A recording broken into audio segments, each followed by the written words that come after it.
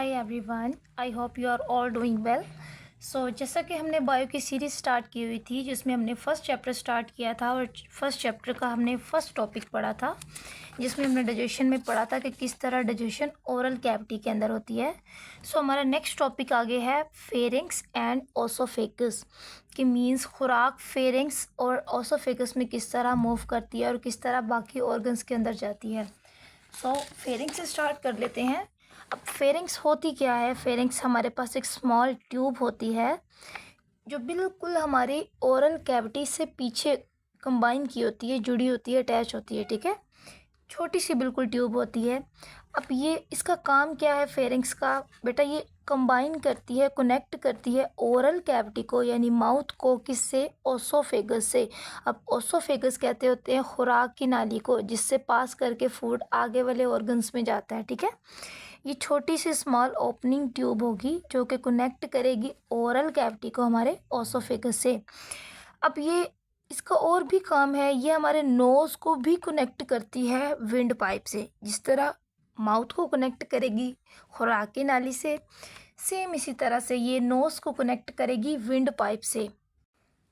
तीसरा जो इसका काम है कि ये फूड पार्टिकल्स जितने भी होते हैं, खुराक के छोटे छोटे पार्टिकल्स, ये उनको रोकती है हमारे लंग्स के अंदर जाने से, मीन्स के हमारी सांस वाली नाली के अंदर जाने से। और आपको पता है सांस की नाली में छोटा सा भी टुकड़ा चला जाए तो बहुत इशू पैदा हो जाता है। एक टर्म है यहाँ पे एपिग्लोटिस। एपिग्लोटिस बेसिकली एक इलास्टिक कार्टिलेज है जिसे हम कहते हैं मुर्कनी हड्डी। ठीक है, बिल्कुल फ्लेक्सिबल सी हड्डी होती है, जस्ट लाइक आवर नोज, हमारी नाक की जो हड्डी होती है, ईयर्स की जो हड्डी होती है। इसे हम कहते हैं बेसिकली एक कैप है जो कि रोकती है फूड को सांस वाली नाली के अंदर जाने से। ठीक है, एपिग्लोटिस क्या है? जैसे कि फूड है हमारे पास, सबसे पहले ये फेरिंग्स में जाएगा। फेरिंग्स में जैसे ही फूड जाता है तो वहाँ पर ये जो हमारे पास एपिग्लोटिस कैप है, ये वाला एपिग्लोटिस कैप बेटा क्लोज हो जाएगा। क्लोज होके ये विंड पाइप को क्लोज कर देगा वहाँ से, ताकि फूड के पार्टिकल्स विंड पाइप में न जा सके और उसी खुराक की नाली से फूड पास करके आगे डिफरेंट ऑर्गन्स में चला जाएगा। ठीक है, अब उसके बाद नेक्स्ट है हमारे पास ओसोफेगस। हमारे पास फेरिंग्स तो थी स्टार्टिंग ओपनिंग ट्यूब की, ठीक है, लेकिन जो ओसोफेगस है इसको हम कहते हैं खुराक की नाली। ये पूरी ट्यूब होती है, लाइक ये देखें आप, ये हमारे पास स्टार्टिंग ओपनिंग थी, यहाँ से फूड गई तो ये जो सारी नीचे वाली ट्यूब है इसे हम कहते हैं ओसोफेगस, जिसके अंदर फूड मूव करके नीचे डिफरेंट ऑर्गन्स के अंदर जाती है। ठीक है, अब देखो ये हमारे पास एक लॉन्ग ट्यूब होती है, कनेक्ट फेरिंग्स टू स्टमक, जो कि फेरिंग्स को जोड़ती है स्टमक से। अब देखो इसके अंदर किस तरह से फूड मूव करके आगे जाता है। अब जैसे हमारे मसल्स के अंदर आपने पढ़ा होगा कि कॉन्ट्रैक्शन और रिलैक्सेशन वाला प्रोसेस होता है, ठीक है, सिकुड़ना और रिलैक्स करना, सेम इसी तरह से इस ट्यूब में भी होगा।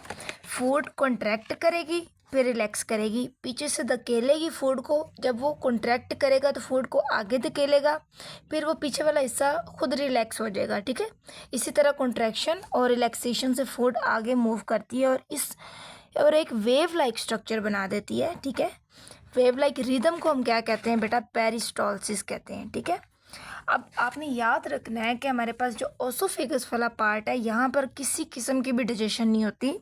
ये एज एमसीक्यूज के तौर पे भी पूछ लेते हैं कि कौन सा ऐसा पार्ट है डाइजेशन के अंदर जहाँ पर कोई भी डाइजेशन का प्रोसेस नहीं होता, तो हमारे पास ओसोफेगस है। ये सिर्फ एक खुराक को गुजारने का रास्ता है। साथ साथ हम बुक से भी कवर करते जाते हैं।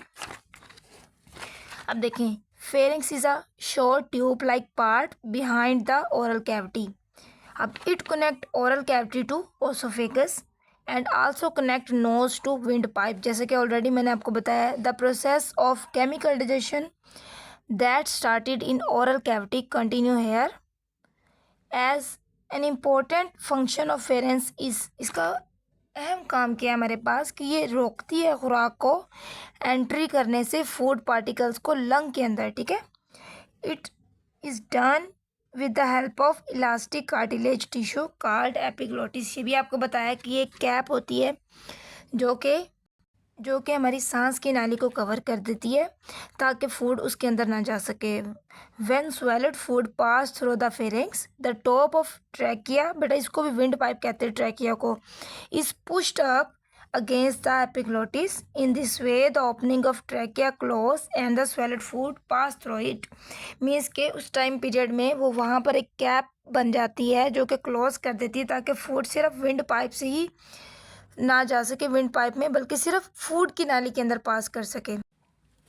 अब आगे देखें बेटा ओसोफेगस, ये क्या है, एक लॉन्ग ट्यूब है अबाउट 25 सेंटीमीटर लॉन्ग, ठीक है, ये उसकी लेंथ बताई हुई है। It connect pharynx to the stomach, ये फेरिंग्स को जोड़ती है स्टमक से। When food enter the oesophagus, कि जब खुराक ओसोफेगस में जाती है, successive wave of contraction are generated in its muscular walls, ठीक है, ये मसल से बनी हुई वॉल होती है इसकी सारी ये ट्यूब, तो इसके अंदर कंट्रैक्शन वाला काम होता है, रिलैक्सेशन वाला। These wave of contraction move food along the oesophagus, के मीन्स इन कंट्रैक्शन और रिलैक्सेशन वाले प्रोसेस से फूड आगे की तरफ मूव करती है स्टमक के अंदर। These wave of muscular contraction are called peristalsis. अब ओसोफेगस से फूड पास करके बेटा जाती है स्टमक के अंदर। नेक्स्ट जो हमारे पास ऑर्गन हम पढ़ेंगे वो है स्टमक, ठीक है। अब स्टमक का अगर हम स्ट्रक्चर देखें तो ये जे शेप होता है ऑर्गन, ये left side of abdominal cavities में प्रेजेंट होता है। मीन्स के हमारी जो बॉडी की साइड है, लेफ़्ट वाली साइड, ये वहाँ पर प्रेजेंट होगा। उसके बाद देखें इसके पार्ट्स कौन कौन से होते हैं स्टमक के। सबसे पहले है कार्डियक एंड, दूसरे नंबर पे पाइलोरिक एंड, ठीक है। अब यहाँ से देखें ये वाली जो ओपनिंग आपको नज़र आ रही है फूड स्टमक के अंदर जाने वाली, ये जो स्टमक के अंदर एंटर होने से पहले एक पार्ट नज़र आ रहा है, इसे हम कहते होते हैं कार्डियक एंड, ठीक है। और इसी तरह स्टमक से फूड पास करके जब स्मॉल इंटेस्टाइन में जाती है तो यहाँ पर ये जो एंड है बेटा इसको बोलते हैं पाइलोरिक एंड। अब यहाँ पे देखें the part of stomach immediately after oesophagus is called cardiac and, यानी कि ओसोफेगस से बिल्कुल लास्ट पे जो पार्ट स्टार्ट होता है वो हमारे पास कार्डिक एंड। और while the part before small intestine is called pyloric and, यानी कि स्मॉल इंटेस्टाइन शुरू होने से पहले जो एंड आता है वो pyloric end. At the junction of oesophagus and stomach there is a sphincter called cardiac sphincter. बेटा स्फिंक्टर्स हम कहते हैं रिंग लाइक स्ट्रक्चर्स को, जैसे कि आपको नज़र आ रहे होंगे, वो कहते हैं कि कार्डियक एंड जो है वहाँ पर जो रिंग मौजूद होगा उसे हम कहेंगे कार्डियक स्फिंक्टर। और जो हमारे पास पाइलोरिक स्फिंक्टर है बेटा वो हमारे पास वो भी रिंग ही होगा, लेकिन वो कहाँ पे होगा, वो होगा पाइलोरिक एंड पे, ठीक है। अब ये जो दो रिंग्स हैं हमारे पास, ठीक है, इनका काम क्या होता है कि जब फूड यहाँ से पास करेगी तो ये ओपनिंग का काम करते हैं। यहाँ से फूड एंटर हुई, उसके बाद ये क्लोज, सेम इस तरह ये फूड जब इसने मूव करवानी है तब ये रिंग ओपन होगा तो फूड आगे पास करेगी, अदरवाइज ये स्टमक के अंदर ही रहेगी। अब हम स्टमक की वर्किंग की बात कर लेते हैं कि स्टमक के अंदर किस तरह डाइजेशन होती है। तो सपोज हमारे पास ये फूड है, फूड पास करके कुछ डाइजेस्ट होके या ब्रेक डाउन होके स्टमक तक पहुंची। जैसे हमने कहा था कि माउथ के अंदर दो तरह की डाइजेशन होती है, हमारे पास मैकेनिकल भी होती है और केमिकल भी। सेम यहाँ पे हमारे पास स्टमक में भी मैकेनिकल भी होगी और केमिकल डाइजेशन भी होगी।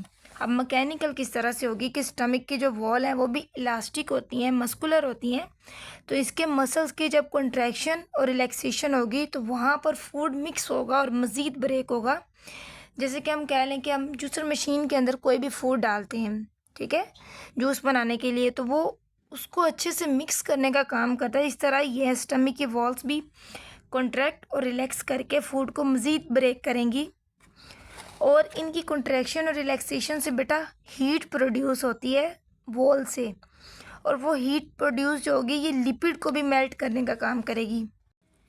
अब ये मैकेनिकल तो इस तरह से होगी कि मीन्स के वॉल के ज़रिए जो डाइजेशन होगी वो ब्रेक डाउन होगी, वो हमारे पास मैकेनिकल में आ जाएगी।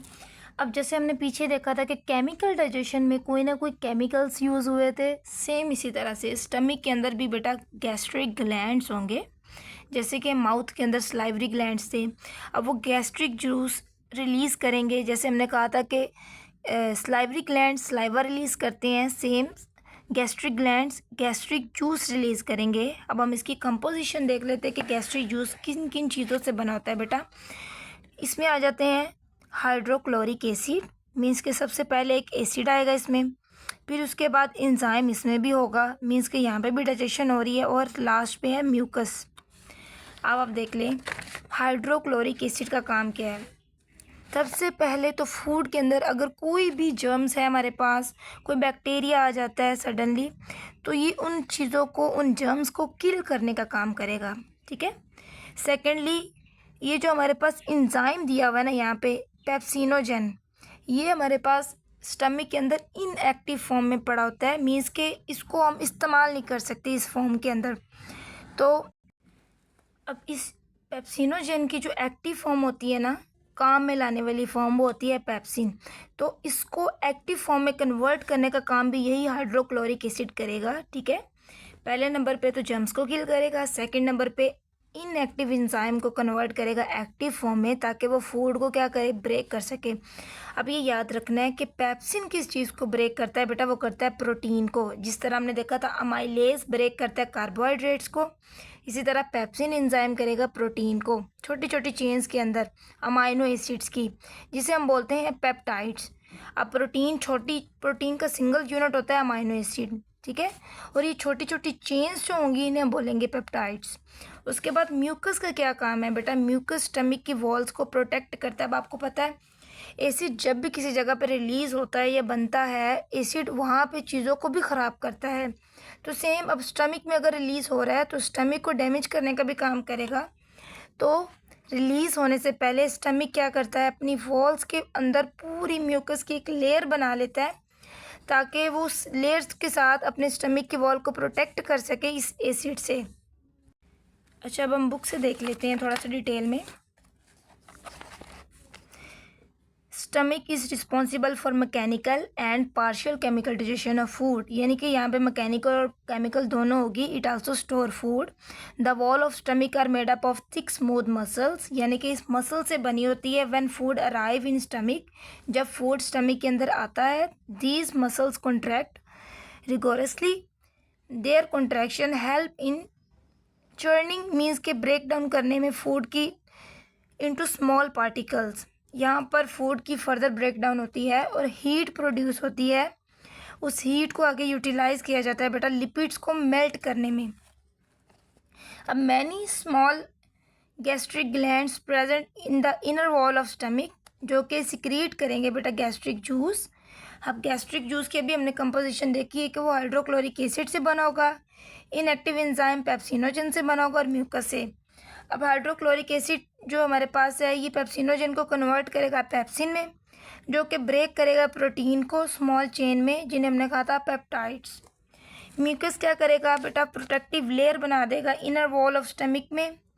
और दूसरा, ये जो हमारे पास HCl है ना, इसको न्यूट्रलाइज करने का भी काम यही करेगा, मीन्स के एसिडिटी कम करने का काम यही करेगा।